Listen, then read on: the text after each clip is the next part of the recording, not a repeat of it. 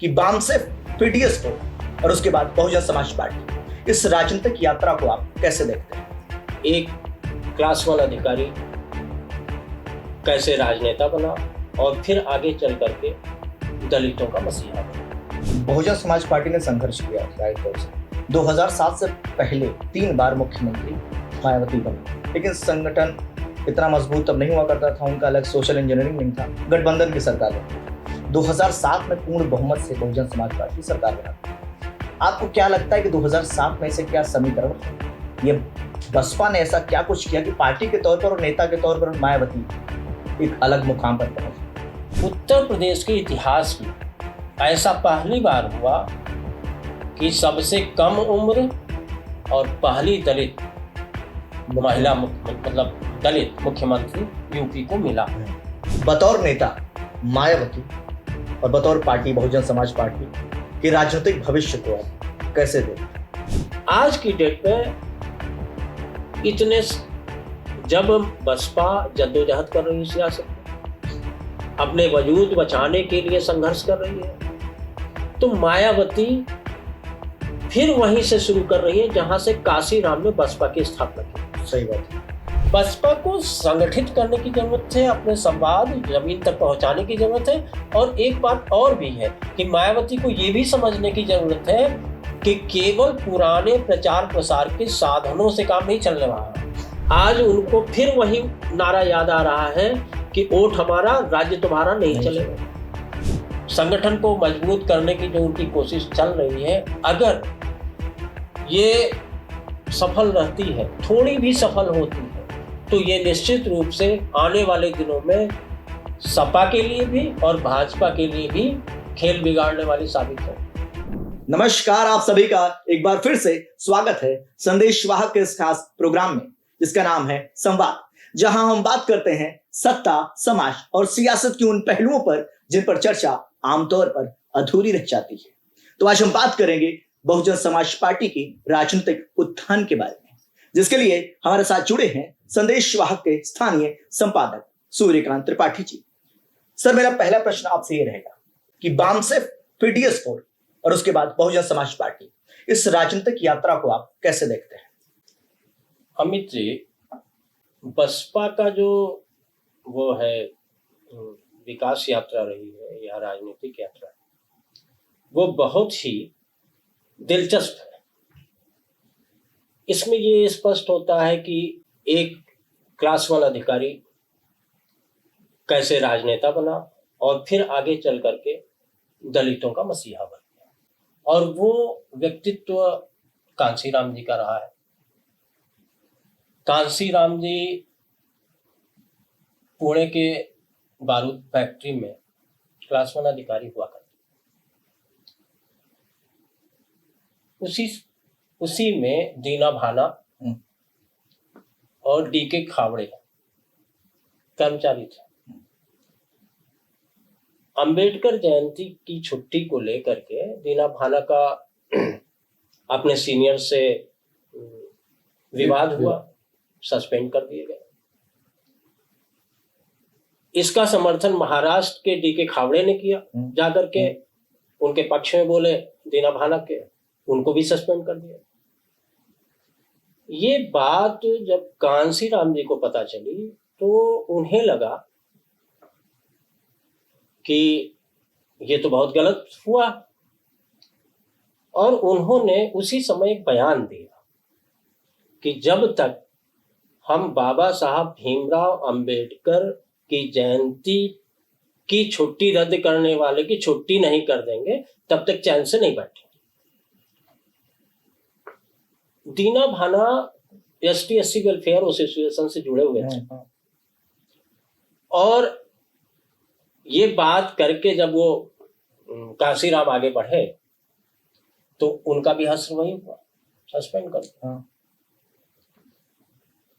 अब कांशीराम को ये लगा कि जब हमारे कर्मचारियों के साथ ये स्थिति हो रही है तो बाकी समाज के साथ, दलित समाज के साथ, ओबीसी समाज के साथ क्या क्या हो रहा हो। यहीं से एक विचार कांशीराम जी के दिमाग में उपजा और बाम सेप का जो कॉन्सेप्ट था वो यहीं से बीज रूप में आने लगा। चूंकि काशीराम सस्पेंड कर दिए गए थे तो काशीराम जी ने नौकरी छोड़ दी। अब इनके पास समय ही समय था। तो हुआ इसके बाद ये कि कांशीराम जी को STSC एसोसिएशन, वेलफेयर एसोसिएशन का अध्यक्ष नामित कर दिया। अब इन्हें ये लगा कि अब इसका हम क्या फायदा उठा सकते हैं, कैसे हम इस सोसाइटी में रहते हुए, इसकी अध्यक्षता करते हुए कैसे हम एक नया परिवर्तन ला सकते हैं। तो सबसे पहले कांशीराम जी ने उन कर्मचारियों को, अधिकारियों को गोलबंद करना शुरू किया जो इसके बैकवर्ड थे, माइनॉरिटी कम्युनिटीज के थे, उनको गोलबंद करना शुरू किया। और इस गोलबंदी से जो संगठन निकला वही वाम से, उसका नाम ही इन्होंने, कांशीराम जी ने, backward and minority communities employees federation रखा। और इसकी स्थापना औपचारिक रूप से 6 दिसंबर 1978 में राष्ट्रपति भवन के सामने बोर्ड क्लब है उसके मैदान में की। वाम से कांशीराम जी ने गोलबंदी तो कर ली और आज भी वाम से में कम से कम पूरे देश में 25 लाख लोग हैं, जुड़े हुए हैं, एक्टिव हैं, कार्यकर्ता हैं। और उस समय वामसेप के लोग इस संगठन को चलाने के लिए जो कर्मचारी थे, अधिकारी थे, वो वित्तीय सहायता दिया करते, उसकी से इनका काम धाम चलता है। लेकिन कांशीराम यही रुकना नहीं चाहते थे। उनके दिमाग में ये बात आई कि खाली कर्मचारियों के, अधिकारियों के जो पिछड़े वर्ग के हैं, माइनॉरिटी कम्युनिटीज के हैं, उनके हक और हुकूक की लड़ाई लड़ने से पूरे समाज में परिवर्तन नहीं है।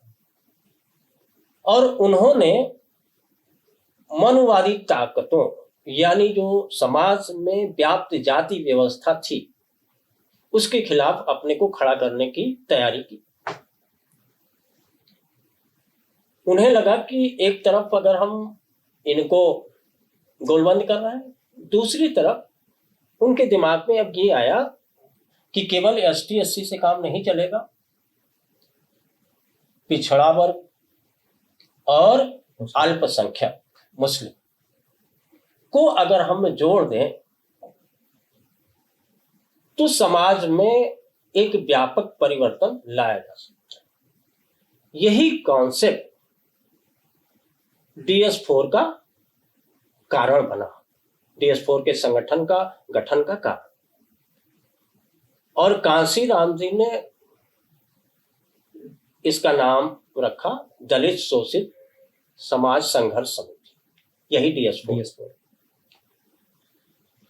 अब इस DS4 का जो नारा दिया कांशीराम ने,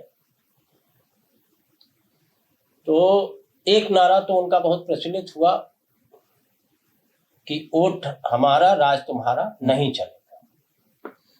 और DS4 के लिए जो नारा दिया था उसमें उन्होंने नारा दिया कि ठाकुर ब्राह्मण बनिया छोड़ बाकी सब है DS4।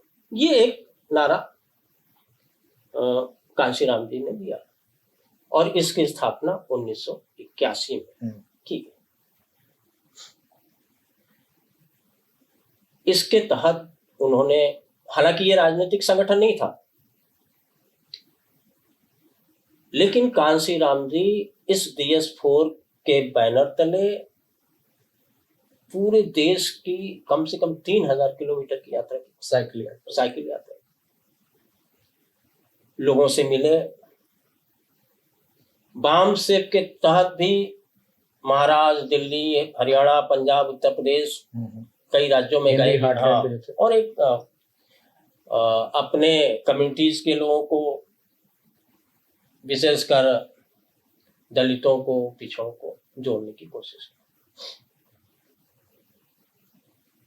ये चीजें जब बढ़ने लगी तो चूंकि राजनीतिक संगठन नहीं था, वामसेप भी राजनीतिक संगठन नहीं था, कांशीराम जी को ये लगा कि परिवर्तन की जो चाबी है वो केवल और केवल सत्ता में है, और ये सत्ता हम जब तक नहीं पाएंगे तब तक हम परिवर्तन समाज में, राजनीति में कर नहीं पाएंगे। यहीं से बहुजन समाज पार्टी का जन्म होता है, और कांशीराम जी 1984 में बहुजन समाज पार्टी की स्थापना करते हैं। उसके वो राष्ट्रीय अध्यक्ष। अब जिस समय इन्होंने ये स्थापना की तो वामसेप के जो कुछ लोग थे, इनके साथ के जो लोग थे, उन्हें कुछ लोगों को ये चीज अच्छी नहीं लगी, तो वो लोग, कुछ लोग चले गए, लेकिन वामसेप के अधिकांश लोग कांशीराम जी के साथ खड़े थे। इसके बाद DS4 तो जुड़ा ही था इनके साथ। देखिए, कांशीराम और मुलायम सिंह दोनों ने जातिवादी राजनीति की।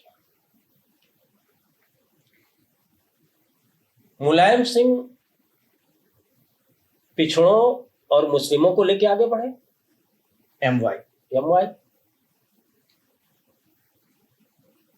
कांशीराम ऐसे पहले व्यक्ति थे जिन्होंने उत्तर प्रदेश ही नहीं, पूरे देश के संदर्भ में भी देख सकते हैं, यूपी के संदर्भ में भी देख सकते हैं, विशेषकर यूपी के संदर्भ में,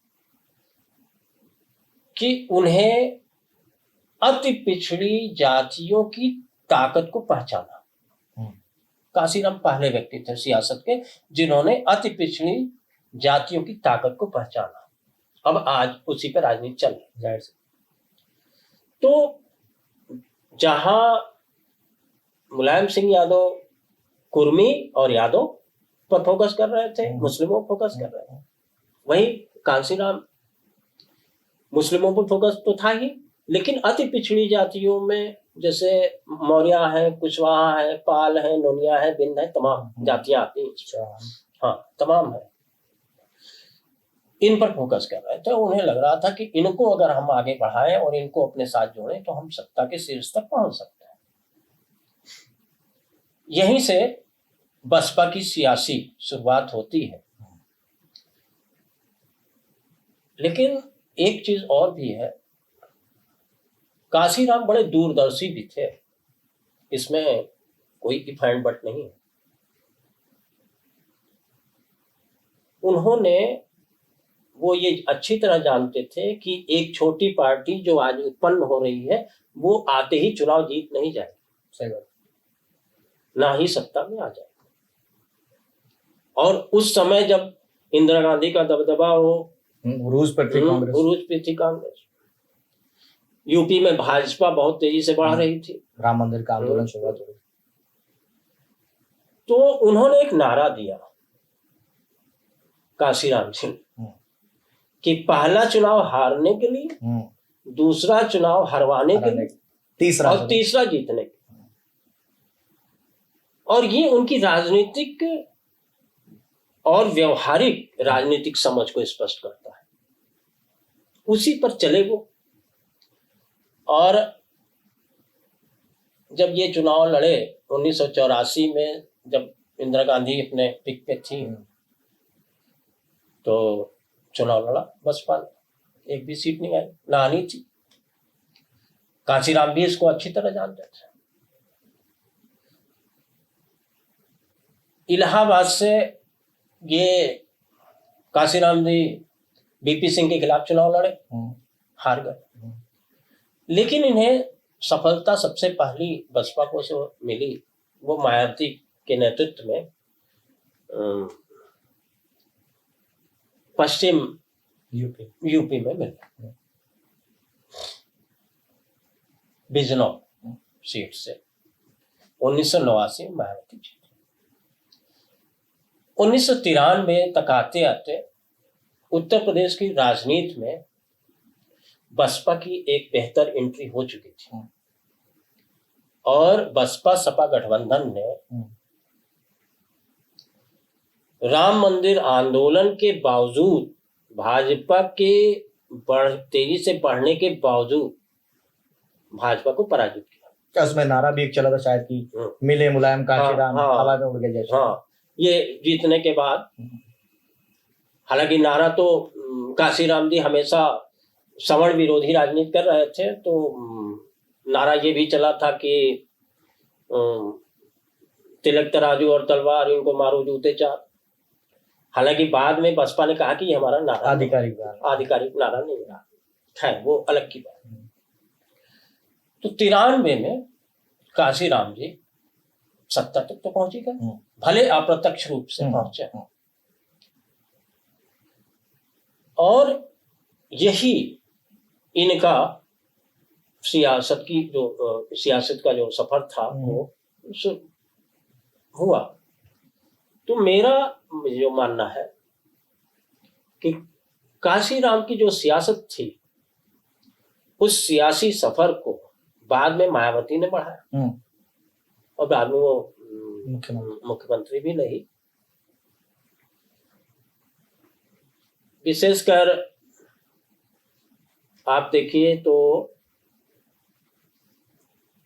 बसपा की जो जब बीमार हुए कांशीराम जी, तो उनको जो है 2003 में मायावती को अध्यक्ष बनाया गया और 2006 में कांशीराम जी जब आंख मूंद रहे थे तब तक बसपा उनके सपनों को साकार कर रही थी। तो यहां से कांशीराम अपना सफर शुरू करते हैं और यहीं से एक दूसरा रास्ता मायावती जी का शुरू होता है। सर, जैसे एक आमतौर पर बात निकल कर आती है, बहुजन समाज पार्टी ने संघर्ष किया जाहिर तौर से। 2007 से पहले 3 बार मुख्यमंत्री मायावती बनी, लेकिन संगठन इतना मजबूत तब नहीं हुआ करता था, उनका अलग सोशल इंजीनियरिंग नहीं था, गठबंधन की सरकार बनती थी। 2007 में पूर्ण बहुमत से बहुजन समाज पार्टी सरकार बनाती थी। आपको क्या लगता है कि 2007 में से क्या समीकरण थे? ये बसपा ने ऐसा क्या कुछ किया कि पार्टी के तौर पर और नेता के तौर पर मायावती एक अलग मुकाम पर पहुंच गई? देखिए अमित जी, मायावती 1977 में कांशीराम जी से मिली थी। बहुत ही सामान्य घर की थी, सब जानते हैं, लेकिन कांशीराम जी ने इनके व्यक्तित्व को, इनके तेवरों को और इनकी महत्वाकांक्षा को बहुत अच्छे से समझा, परखा और आगे बढ़ाया। और यही वजह है कि कांशीराम के सामने ही मायावती ने अपनी प्रतिभा और उपयोगिता सिद्ध की। मायावती देखिए तो 4 बार मुख्यमंत्री रही यूपी की, 1995 में, 97 में, 2002 में और 2007। 2007 एक ऐसा साल था जो बसपा का स्वर्णिम काल का था, और 14 साल के अंतराल में पहली बार कोई पार्टी यूपी में बहुमत के साथ आई थी, और ये नेतृत्व और ये चमत्कार मायावती ने कर दिखा। जब 93 में सपा बसपा की सरकार बनी मुलायम सिंह की अगुवाई में, बाद में आपको पता ही है गेस्ट हाउस कांड और ये वो लेकर के समर्थन वापस हो गया, सरकार गिर गई मुलायम सिंह की। तो पहली बार 1995 में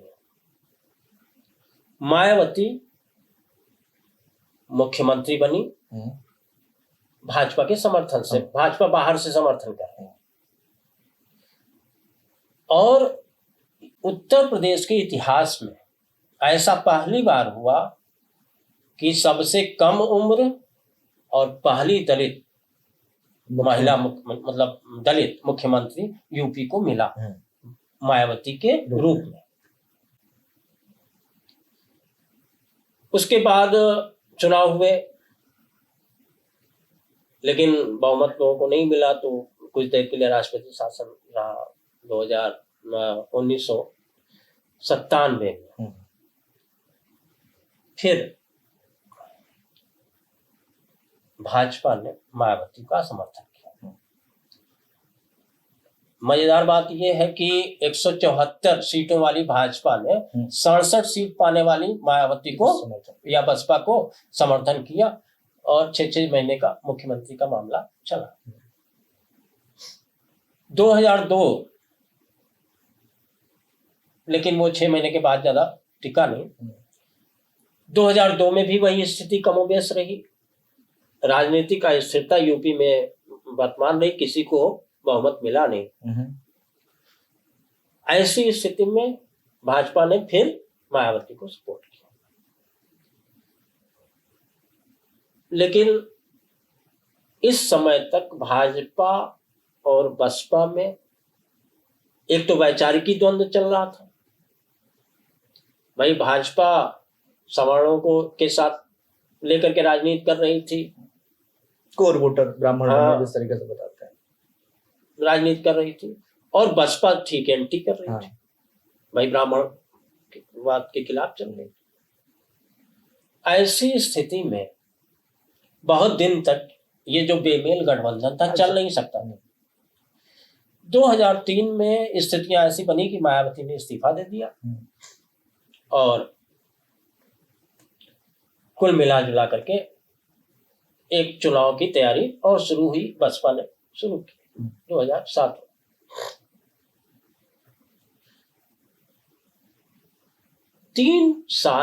3 बार के मुख्यमंत्रित्व काल में और 2007 के मायावती के मुख्यमंत्रित्व काल में बेसिक अंतर ये है कि वो 3 टर्म बसपा के जो सियासी सफरनामा था वो सवर्ण विरोधी रहा और कांसी राम की विचारधारा से प्रभावित था, वाम सेब की विचारधारा से प्रभावित था और DS4 की विचारधारा से प्रभावित था। कांसी राम हमेशा बहुजन सुखाय की बात करते थे, बहुजन हिताय की बात करते थे, और बार बार वही नारा कि वोट हमारा राज तुम्हारा नहीं चलेगा, ये चल रहा था। 2003 में जब मायावती अध्यक्ष बनी तो उन्होंने जबरदस्त काम किया जमीन पर, और उन्हें लगा कि केवल इससे काम नहीं चलेगा।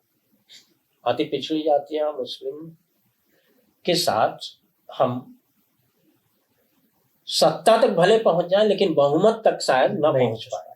मायावती को ये लगा, और मायावती को जब ये लगा और ठीक उसी समय एक तरीके से राजनीति की सारी बागडोर, बसपा की बागडोर कांसीराम जी के बीमार होने के कारण मायावती जी के पास आ गई थी। तो इन्होंने एक बदलाव किया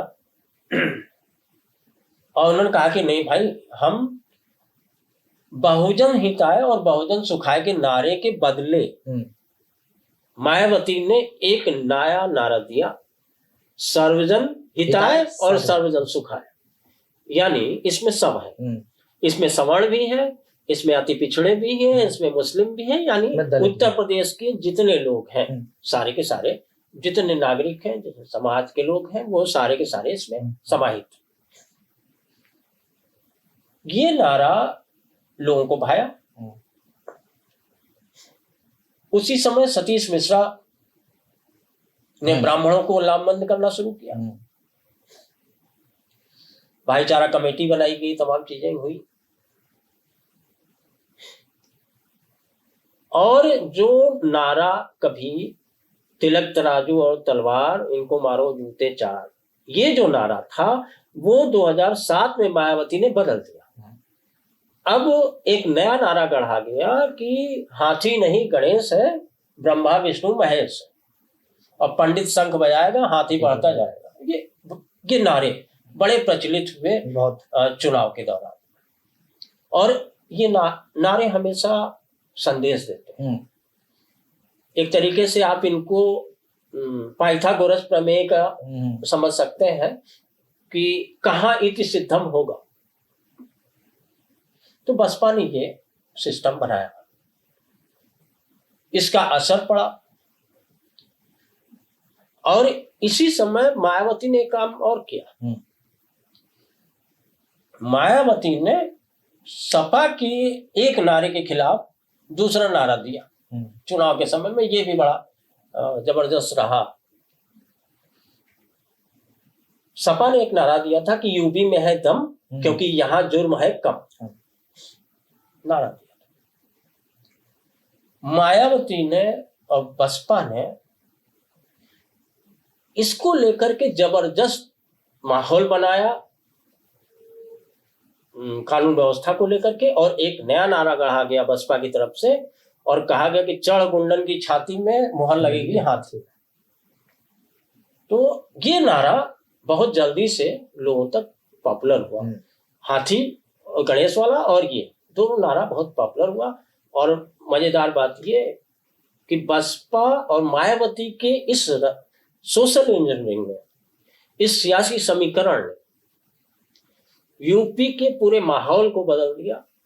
रिजल्ट 14 साल बाद एक बहुमत वाली सरकार यूपी में आई, और 402 सीटों में 206 सीटें बसपा को मिली, बहुमत था। तो ये उनकी सफलता थी। यही कारण था कि मायावती 2007 में और उस परछाई से निकल गई थी जो काशीराम ने बनाई थी। वाम सेब की भी परछाई से वो निकल गई थी। एक सिस्टम उन्होंने क्रिएट किया और उसका फायदा मिला। तो जो आप कह रहे हैं कि 2007 कैसे अलग रहा, उसका ये मुख्य कारण रहा कि मायावती ने काशीराम की सियासी सफरनामे के साथ एक और लाइन खींची और उसको विस्तार दिया। यूपी में उसका उन्हें रिजल्ट भी मिला। सर, लेकिन नई लाइन उन्होंने खींची। 5 साल मुख्यमंत्री भी रही, 7 से 12 के बाद से जो जनाधार घटता गया, जिस तरीके से प्रदर्शन देखने को मिलता है, चाहे वह 17 का चुनाव रहा हो, 14 का लोकसभा रहा हो, उसके बाद लगातार कहीं ना कहीं ग्राफ में गिरावट आई। आप इसको कैसे देखते हैं? आखिर कहाँ ऐसी चूक रह गई कि 5 साल मुख्यमंत्री रहने के बाद ऐसा प्रदर्शन बसपा का? देखिए अमित जी, हुआ क्या कि कई बार ये कहा जाता है कि कुर्सी गर्मी सबको बर्दाश्त नहीं होती। मायावती ने कमोबेश बहुत सारी गलतियां की। सबसे पहली गलती उनकी ये थी कि उन्होंने वामसेब को दरकिनार किया। वामसेब ठीक वैसे ही बसपा के लिए था जैसे भाजपा के लिए आरएसएस या कोर संगठन किसी भी पार्टी का। जैसे आप कांग्रेस का जो सेवा दल था, वो भी जब से सेवा दल कमजोर हुआ, कांग्रेस कमजोर होती चली। आज तो सेवा दल को जानने समझने वाले, सुनने वाले नहीं रह गए। तो सबसे पहली गलती, मायावती ने उस परछाई को हटा दिया जिस पर उनका अस्तित्व टिका हुआ था, बसपा का, यानी वामसेब को दरकिनार किया। DS4 की राजनीति को बदला, लेकिन बदलने के साथ साथ उसको जोड़ने में असफल रही। इनकी एक महत्वाकांक्षा कह लें या अति महत्वाकांक्षा कह लें या वन मैन शो कह लें, काशीराम में और इनमें बड़ा माइनर भी है और मेजर भी है। राजनीति का की समझ। कांसीराम हमेशा जमीन से जुड़े लोगों से जुड़े रहते थे, लोगों से आना जाना, बातचीत करना, और अपने जो अधिक पदाधिकारी थे उनसे भी जुड़ते थे, किसी विशेष पदाधिकारी से नहीं जुड़ते थे या रिपोर्ट नहीं देते। बैठकें होती थी लगातार जमीन पर, हर मतलब ये कह लीजिए कि प्रतिदिन राजनीतिक वाद विवाद संवाद चलता रहता बसपा। मायावती ने इसको कमजोर किया। वाम सेब से दरकिनार होने के कारण ये हुआ कि इनका कोर संगठन अब इनसे दूरी बनाने लगा। दूसरा जो सबसे बड़ा कारण था 2012 के बाद से और आज तक की निराशावादी स्थिति का, वो था इन्होंने कांसीराम के जमाने के जो सहयोगी थे, जो विभिन्न मतलब अल्पसंख्यकों का प्रतिनिधित्व करते थे और जातियों का प्रतिनिधित्व कर रहे थे, पिछड़ी जातियों का, दलितों का प्रतिनिधित्व कर रहे थे, दिग्गज नेता थे, उनको भी दरकिनार किया। जैसे कोरी समुदाय के एक राज बहादुर हुआ करते थे, कांसीराम के बाद राज बहादुर का नाम ही जाना जाता था, लेकिन जैसे ही मायावती का कद बढ़ा वो अलग हट गया। उसी तरह ओबीसी समुदाय का प्रतिनिधित्व करने वाले और बड़ा नाम, दिग्गज नाम थे बरखूलाल वर्मा, उनके साथ भी ठीक है सर, कमोवेश वही स्थिति हुई। और जबकि वो ओबीसी समुदाय के बड़े नेता थे, बड़ा नाम था और विधानसभा के लंबे समय तक अध्यक्ष भी रहे, बरखूलाल को डिनाई किया गया, उन्हें हटाया गया। ऐसे ही आप देखिए मुस्लिम समुदाय से मसूद अहमद बड़ा नाम हुआ करते थे और 1993 में जब सपा बसपा की सरकार बनी थी तो इनको मंत्री उनसे भी इनकी नहीं पटी मायावती की और उन्हें मंत्री पद भी छोड़ना पड़ा और फिर पार्टी से भी हटाया। उनकी जगह नसीमुद्दीन सिद्दीकी को बढ़ाया गया। नसीमुद्दीन सिद्दीकी एक समय मायावती के दाहिने हाथ माने जाते, लेकिन 2017 का जो चुनाव रिजल्ट आया तो नसीमुद्दीन सिद्दीकी को बाहर का रास्ता दिखाया गया। आज वो कांग्रेस में। इसी तरह स्वामी प्रसाद मौर्य को देख लीजिए, रामचंद्र राजभर है, बहुत लंबी फेर, मतलब एक ऐसे नेताओं को। इसमें दलितों की जो सबसे बड़ी बात यह है कि आर.के. चौधरी जैसा दलित चेहरा जिसने अपने बूते बहुत कुछ बनाया था, मायावती को जमीन से वोट दिलवाने वाला व्यक्ति था, उसका भी वही हाल हुआ। तो कुल मिला जुला करके इन्होंने क्या किया कि जो पार्टियों से विभिन्न जातियों के दिग्गज नेता थे उनको साइडलाइन किया। इसका रिजल्ट इनको ये मिलना ही था। जब आप अति पिछड़ी जातियों को, जिसपे कांसीराम जी का पूरा जोर था कि अति पिछड़ी जातियां, मुस्लिम समुदाय, एसटी एससी को सबको मिला करके हमें आगे बढ़ना है, उसको इन्होंने अपने वन मन शो के लिए बिना इस विचार को कि इसका क्या नुकसान होगा पार्टी को, पार्टी स्तर पर क्या नुकसान होगा, इन्होंने ध्यान नहीं दिया। परिणाम क्या हुआ आज आप देख लीजिए। विधान परिषद में आपका कोई आदमी नहीं बसपा का, किसी तरह से एक सीट जीता, वो व्यक्तिगत छवि पे। बलिया की रसना विधानसभा उमाशंकर से। मजेदार बात यह है कि वो भी अभी कांग्रेस के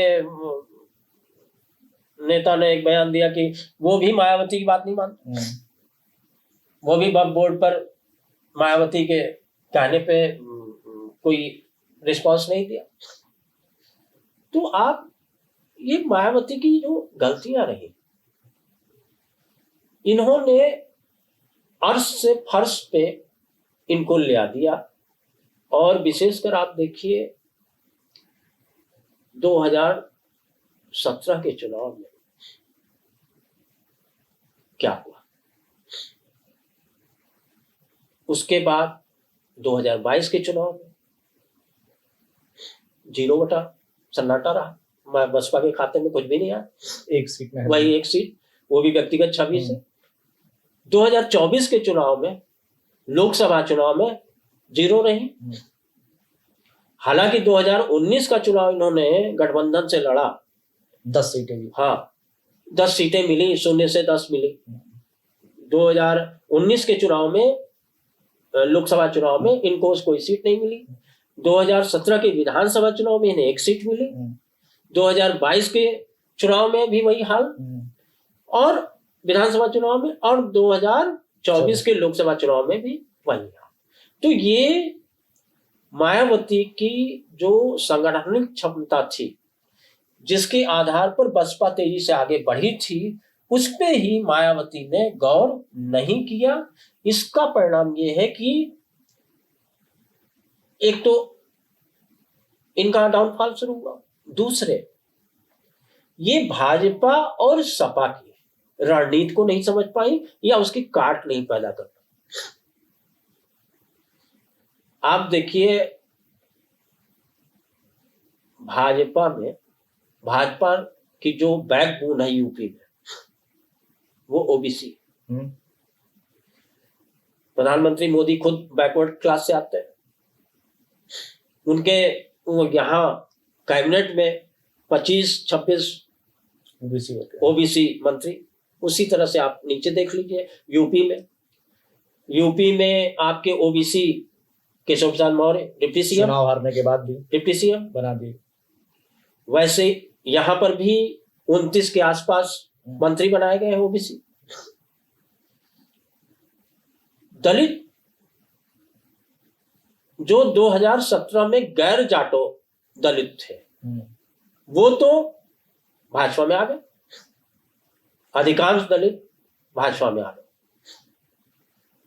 और जो 2022 का जो चुनाव हुआ, विधानसभा चुनाव, उसमें जाटों में भी सेंध लगी, जो हमेशा मायावती के साथ, बसपा के साथ खड़े होते थे, कोर वोटर माने जाते, जो कोर वोटर माने जाते थे। तो 2017 में जब सियासी बदलाव हो रहे थे, तो मायावती ने इस सियासी बदलाव को समझने की कोशिश नहीं की। उन्होंने सोचा कि हम केवल दलित मुस्लिम के नाम पे चुनाव जीत जाएंगे।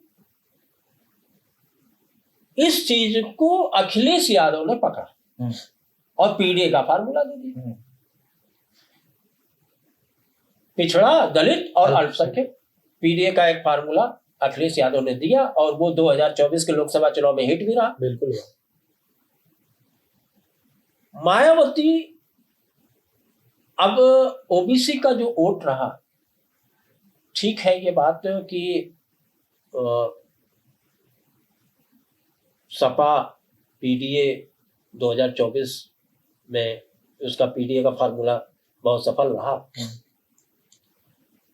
उसका सबसे बड़ा जो फैक्टर रहा है वो ये था कि विपक्ष, विशेषकर कांग्रेस और सपा, यहां पर ये फैलाती रही, एक मुद्दा उठाया कि अगर भाजपा आती है तो आरक्षण होने चाहिए, तो सारी चीजें मिल करके उनका फायदा इनको मिला। दलित चूंकि आरक्षण से बहुत करीब से जुड़े हुए हैं, इसलिए वो भी टूटे और इधर आए। सर, मायावती का जिक्र एक बार और कर लेते हैं। उनके फैसलों में आमतौर पर विरोधाभास बहुत देखा जाता है। कभी वो आकाश आनंद को उत्तराधिकारी बनाते हैं, फिर कुछ दिन बाद उत्तराधिकारी को कहते हैं भी अपरिपक्व है, पद से हटा दिया जाता है, फिर उन्हें प्रोजेक्ट किया जाता है, बाद में उन्हें अभी हालिया पार्टी से निकाल दिया गया।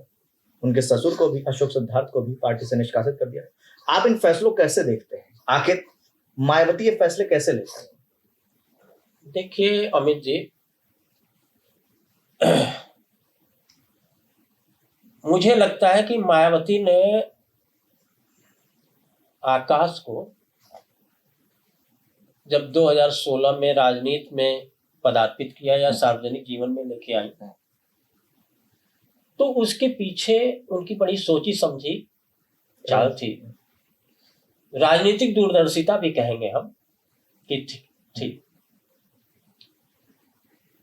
उसका सबसे बड़ा कारण यह था कि आकाश युवा थे और युवाओं को बसपा से जोड़ने के लिए मायावती ने एक पढ़े लिखे व्यक्ति को, आकाश को प्रोजेक्ट किया। इससे मुफ्ती चेहरा कोई था भी? हाँ, बसपा के पास तो वैसे भी नेताओं का अकाल पड़ गया भाई, कुछ नेता रह गए उनके पास आज की डेट में, बाकी तो सब कहाँ कहाँ चले गए।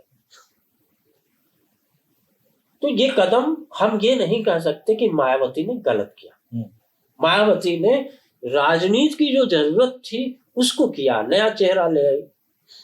ये जरूर है कि मायावती को ये डिसीजन लेने में, आकाश को समझने में शायद गलती हुई, जिसको बाद में वो परिमार्जित करती है, बाद में उसको मानती है कि उनसे गलती हुई।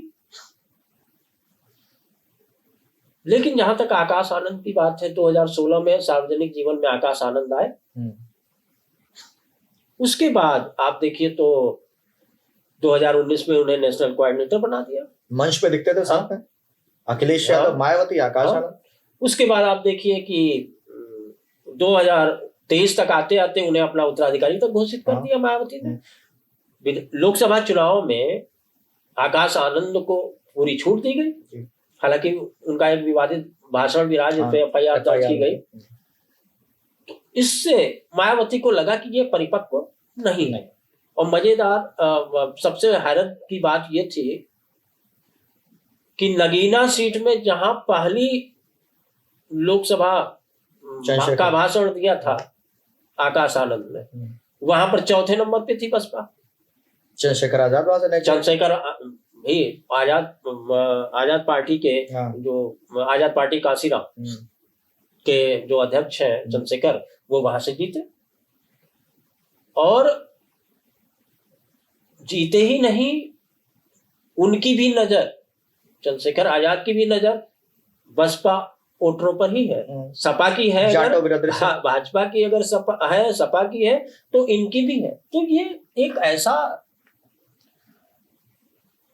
जब इनको लगा कि अब मामला ठीक नहीं है और एक परिपक्व नेता की हैसियत से आकाश काम नहीं कर रहे, तो उन्हें बाहर का रास्ता इन्होंने दिखा दिया। सबसे बड़ा सवाल ये है कि आकाश आनंद के बाद या मायावती के बाद बसपा में कौन हो सकता है? ये आज भी यक्ष प्रश्न है। ये क्योंकि सर ये देखा गया आमतौर पर जो भी मायावती के पैरेलल आता है उसे पार्टी से निष्कासित कर दिया जाता है। ये सवाल, इस सवाल का मायावती ने ही अंत कर दिया है। उन्होंने जब निष्कासित किया, उत्तराधिकार पद से भी, पार्टी से भी हटा दिया और बताया कि भाई वो उनके ऊपर ससुर का प्रभाव था और उसके वजह से इनको हम बहुत ज्यादा झेल नहीं सकते, तो हटा दिया आकाश को। आकाश को ही नहीं हटाया, उनके पिता आनंद को पहले नेशनल कोऑर्डिनेटर बनाया, फिर हटा दिया, कहा कि नहीं भैया तुम उपाध्यक्ष पद, राष्ट्रीय उपाध्यक्ष ही रहो बसपा के। और एक सहारनपुर के रणवीर बेनीवाल को बनाया गया और रामजी गौतम दोनों नेशनल कोऑर्डिनेटर के रूप में। सबसे बड़ा तो उन्होंने इसके साथ ही ये कह दिया कि हम जब तक जीवित हैं, मायावती ने कहा कि जब तक मैं जीवित हूं कोई उत्तराधिकारी। यानी मायावती ने अभी तक, फिलहाल तक, आज की सियासत तक, मायावती ने एक बसपा के सामने एक ओपन कर दिया है दरवाजा कि हमारे बाद बसपा तय करेगी कि उत्तराधिकारी मायावती का कौन होगा। सर इसी पे प्रश्न है, एक अंतिम प्रश्न, कि बतौर नेता मायावती और बतौर पार्टी बहुजन समाज पार्टी के राजनीतिक भविष्य को आप कैसे देखते हैं? देखिए अमित जी, राजनीति हमेशा ये मान के चलिए कि संभावनाओं का खेल है और इसमें क्या कल होगा ये बहुत कुछ उस पार्टी की रणनीति पर, उसके संगठन पर और उसके नेतृत्व पर निर्भर करता है। आज की डेट में इतने जब बसपा जद्दोजहद कर रही है सियासत में, अपने वजूद बचाने के लिए संघर्ष कर रही है, तो मायावती फिर वहीं से शुरू कर रही है जहां से काशीराम ने बसपा की स्थापना की। सही बात है। आज उनको फिर वही नारा याद आ रहा है कि वोट हमारा, राज्य तुम्हारा नहीं चलेगा। आज उनको काशीराम का बामसेप याद आ रहा है, DS4 याद आ रहा है, और आज ही उनको भाईचारा कमेटी, भाईचारा कमेटी याद आ रही है, और आज ही उनको ये भी याद आ रहा है कि भाई हम जो है कैसे संगठन को अपने मजबूत करें। और बहुजन की सर्वजन सुखाय का नारा अब वो छोड़ चुकी।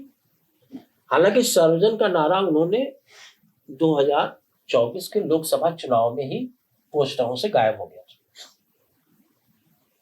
2024 के चुनाव में, लोकसभा चुनाव में पहली बार बसपा के पोस्टरों से बहुजन सुखाय और बहुजन हिताय दिखाई पड़ने लगा। मायावती आज उसी पे आके खड़ी हुई है। मायावती को ये कह सकते हैं आप कि मायावती अपनी गलतियों से शायद सबक सीख रही है, और उन्होंने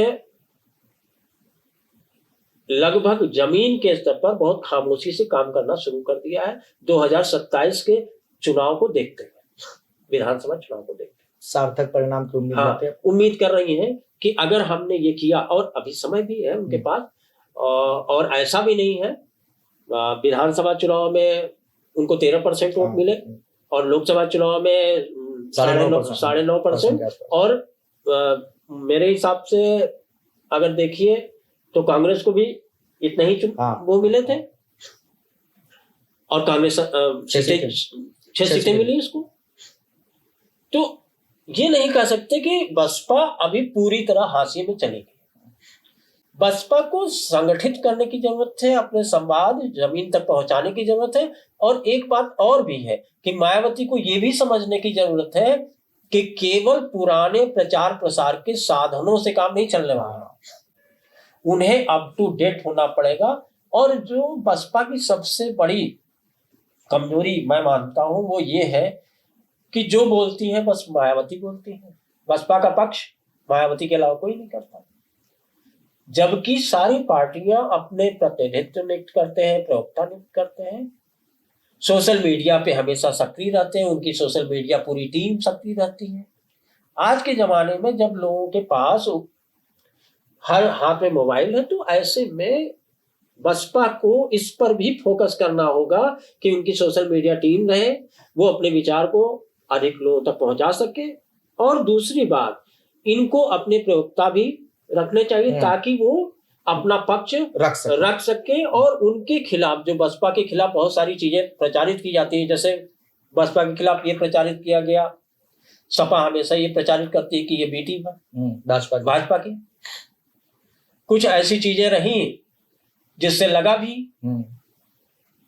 चाहे वो राज्यसभा का चुनाव हो चाहे राष्ट्रपति का चुनाव हो, लगा विपक्ष को कि वाकई में ये बी टीम है भाजपा की।